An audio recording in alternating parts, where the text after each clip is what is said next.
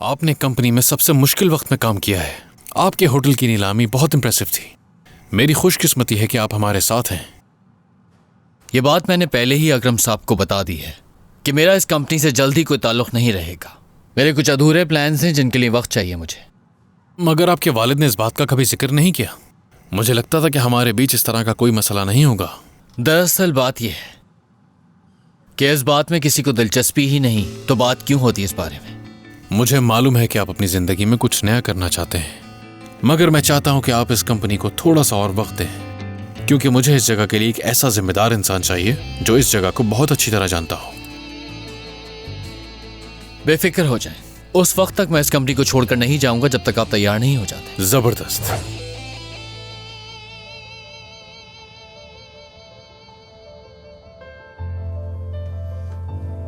आप एक बहुत अच्छी इंजीनियर हैं। कंपनी के कस्टमर्स काफी खुश हैं आपके काम से। आपकी प्रोफाइल तो बहुत ही अच्छी है। शुक्रिया। मैं बस इस कंपनी के लिए जो हो सकता है वो कर रही हूँ।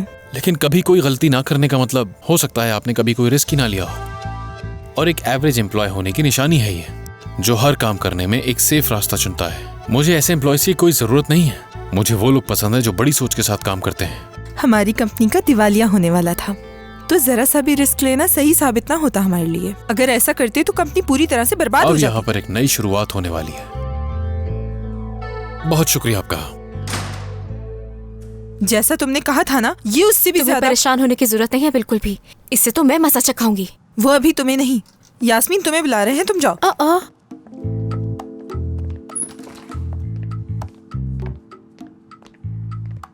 क्या ये एटीट्यूड सिर्फ मुझे दिखाने के लिए है?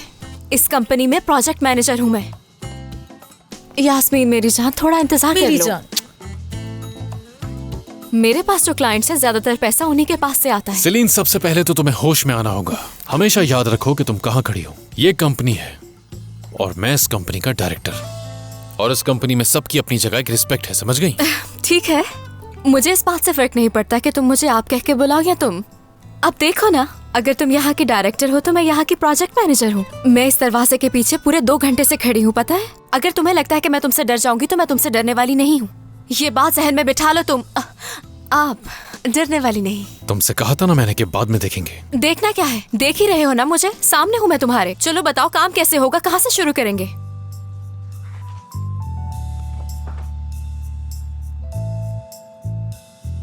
तो तुम उसूलों को नहीं समझ पाती। Problems and suggestions. क्या ये मेरा रिज्यूमे है? क्या लिख रहे हो ऐसा, बताओ मुझे। मेरा मतलब है आप ऐसा क्या लिख रहे हैं? मैंने कुछ भी नहीं कहा।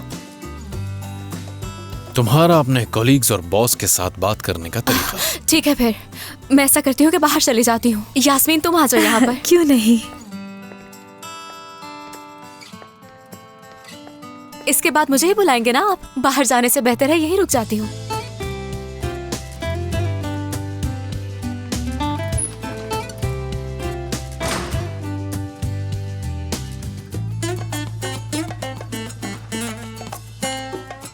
क्योंकि आप लोगों का मसला थोड़ा सा मुख्तलिफ था, इसलिए मैं आपसे मिलना चाहता था।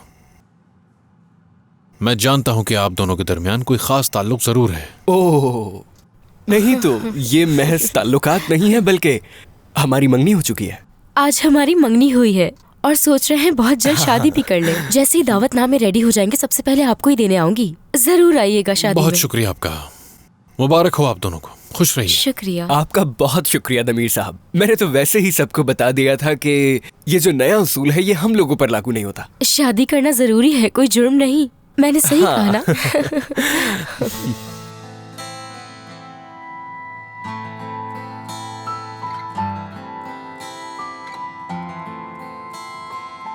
लेकिन यहाँ के उसूल सबके लिए एक हैं। हम कंपनी के अंदर इस तरह के मामलात को सपोर्ट नहीं कर सकते। ये हमारे काम को मुतासिर कर सकते हैं और इसकी इजाजत मैं बिल्कुल नहीं दे सकता। ये आप क्या कह रहे हैं दमीर साहब? प्लीज ऐसा तो मत कहें। अब आप खुद ही फैसला कीजिए कि इस महीने के आखिर तक आप में से कंपनी कौन छोड़ के जा रहा है। हाँ?